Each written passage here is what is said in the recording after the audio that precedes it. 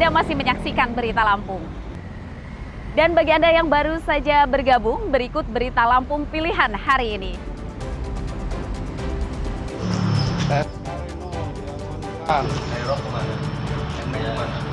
Pencuri motor bermodus memacari korban di metro ditangkap polisi. 3 motor disita.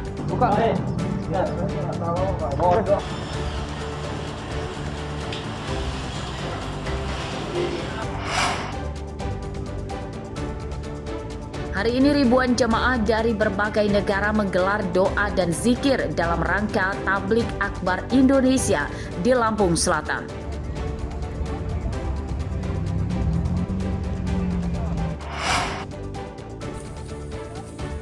Kali ini kami ajak Anda melihat keseruan berwisata naik kuda di Bandar Lampung.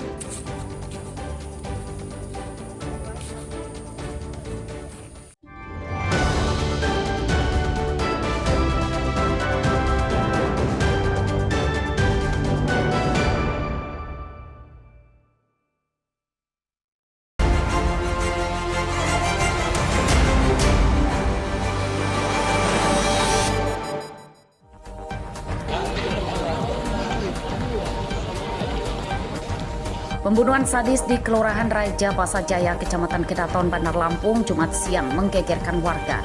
Seorang bapak bernama Marso, umur 67 tahun, tewas di kursi ruang tamu dengan leher nyaris putus akibat dibacok menggunakan golok oleh anak kandungnya sendiri. Aman Jun, ambilin Jun. Pelaku bernama Rustam, umur 32 tahun itu langsung kabur dengan membawa golok yang dipakai untuk membunuh bapaknya. Pembunuhan terjadi berlangsung cepat. Pembunuhan dipicu pelaku menolak diajak korban untuk pergi ke kebun di Bengkunat, Kabupaten Pesisir Barat.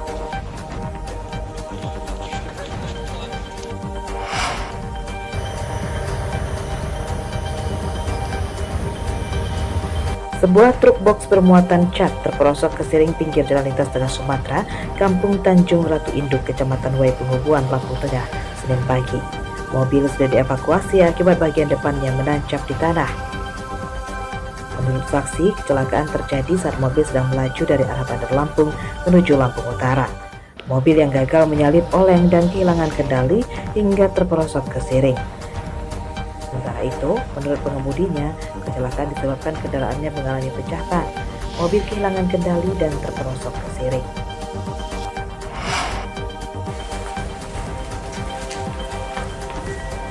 Kepolisian daerah atau Polda Lampung sedang gencar memberantas para penjahat penyelewengan bahan bakar minyak atau BBM bersubsidi jenis solar dan pertalite.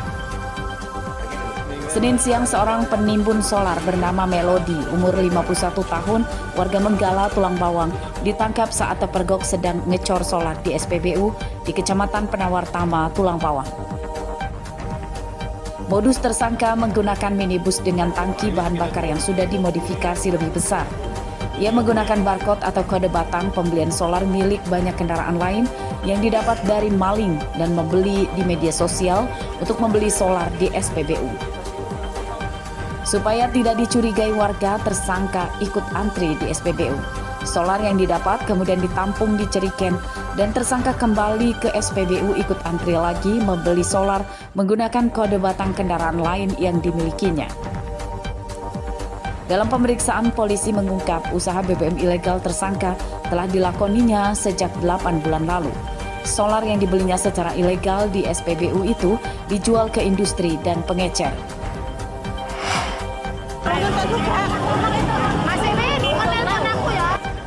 Antrian panjang warga terjadi saat mereka akan mengambil dana bantuan langsung tunai kesejahteraan rakyat atau dana BLT Kesra 2025 di kantor pos Pugung Raharjo, Lampung Timur, Selasa pagi. Warga rela berdesakan untuk bisa mendapatkan posisi yang paling depan. Warga mengatakan telah datang ke kantor pos sejak jam 6:30 pagi. Mereka mengantri hingga selama 2 jam untuk mendapatkan dana bantuan. Besaran uang yang diterima dari program BLT Kesra adalah Rp900.000 per keluarga.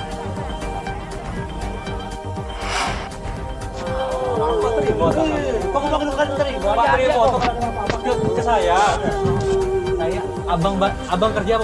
Jurnalis Kompas TV bernama Tengku Halidsyah diintimidasi oleh sekelompok preman saat korban sedang meliput sengketa lahan. di Desa Legundi, Kecamatan Ketapang, Lampung Selatan. Dalam rekaman video yang beredar, korban mendapat perlakuan kasar berupa perbal dari 4 pria diduga preman. Intimidasi terhadap korban itu dilaporkan korban ke Polres Lampung Selatan dan mendapat pendampingan dari pengurus organisasi Ikatan Jurnalis Televisi Indonesia atau IJTI Lampung. Menurut korban, kejadian bermula saat menemui beberapa warga yang diduga jadi korban penyerobotan lahan. Saat itu, tiba-tiba ada sekitar 9 orang pria tidak dikenal datang ke lokasi. 4 diantaranya langsung menginterogasi korban dan para pelaku menyatakan bahwa tidak terima dengan beredarnya berita daring yang terkesan menyudutkan mereka. Korban sempat menyatakan bahwa bukan wartawan media daring itu, melainkan wartawan televisi. Namun saat itu, para pelaku tetap saja mengintimidasi korban. Meski melepaskan korban, namun pelaku mengancam korban jika tetap memberitakan sengketa lahan itu.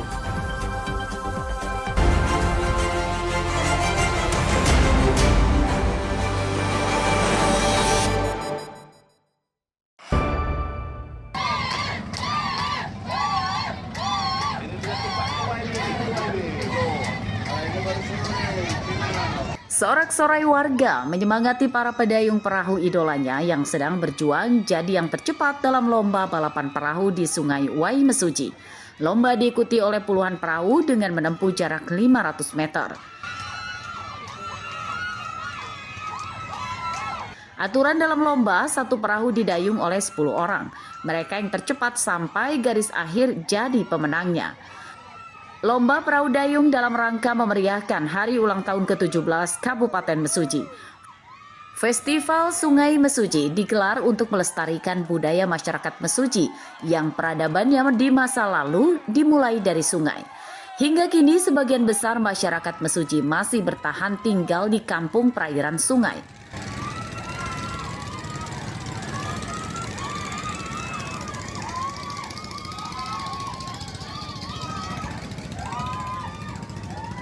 Perairan karena khas kita di Mesuji adalah perairan Mesuji yang terdiri dari desa tua. Dulu zaman dulu kita mau ke Jakarta aja lihat sungai ini Pak. Sungai ini tembus Kuala. Oh, langsung ke Kali baru. Berarti memang udah lama aktivitas di sini, Pak? Udah lama Pak. Sebelum jalan lintas kita timur tembus, ya, aktivitas kita transportasi kita lewat sungai. Ini menjadi tempat wisata khususlah di Lampung, khususnya di Kabupaten Mesuji. Insya Allah nanti dari luar banyak yang masuk ke Mesuji. Festival itu berapa tahun? Dari berdirinya Kabupaten Mesuji. Berdiri tahun 2008 Mesuji setiap tahun kita adakan. Tapi kalau dulu kan hanya skup dari desa sini aja, terus setiap tahun kita tingkatkan. Nanti ke depan kita tidak untuk kemungkinan nanti kita open lah untuk seluruh kabupaten yang ada di Lampung. Kalau melihat antusias masyarakat sendiri gimana? Oh, mereka antusias sekali, seneng. Lomba perahu dayung di Sungai Mesuji diharap bisa menarik wisatawan datang ke kabupaten terujung Provinsi Lampung ini. Sungai Mesuji memiliki lebar lebih dari 1 km dan jadi garis perbatasan Provinsi Lampung dengan Sumatera Selatan. Sungai Mesuji terhubung hingga ke muara Laut Jawa. Ari Susanto melaporkan dari Mesuji.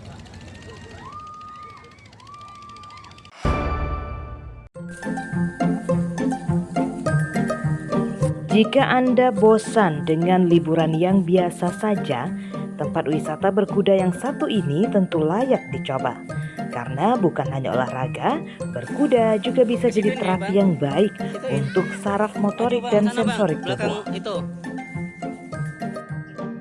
Di antaranya tempat wisata berkuda di Jalan Endro Suratmin, Kelurahan Waidadi, Kecamatan Sukarame, Bandar Lampung. Tidak saja orang dewasa, anak-anak juga banyak yang menghabiskan libur akhir pekannya di sini. Untuk para pemula dan anak-anak tak perlu khawatir. Pengelola wisata menyiapkan instruktur berpengalaman yang mendampingi anak-anak berkeliling kebun wisata. Dengan kuda yang semuanya sudah jinak dan aman tentunya. Gitu. Jadi kalau untuk kudanya sendiri, untuk wisata di sini itu memang kuda-kuda yang terlatih. Artinya dia punya kemampuan yang mungkin bukan kuda bahan, bahasanya kuda yang ketika dinaikin langsung lari gitu. Karena di sini sifatnya wisata edukasi, banyak anak-anak, banyak orang-orang yang mungkin baru awal mengenal kuda. Artinya kita butuh kuda yang jinak, kuda yang nyaman ketika dinaiki pengunjung. Baik. Pengunjung, terutama anak-anak, juga senang bisa belajar berkuda dengan aman. Selain itu, bisa mengurangi ketergantungan anak-anak bermain gawai. Sering atau baru pertama naik kuda? Udah sering, Sering. Seru nggak? seru banget. Takut nggak adik naik kuda? Enggak, Kenapa? excellent banget. Sama ini hari Minggu aku main sini naik kuda daripada main HP terus kayak di film-film, seru banget. Tarif naik kuda di tempat wisata ini Rp25.000 untuk 1 kali putaran. Selain naik kuda, pengelola juga menyiapkan pusat jajanan yang menyediakan beragam makanan. Fitri Amalia melaporkan dari Bandar Lampung.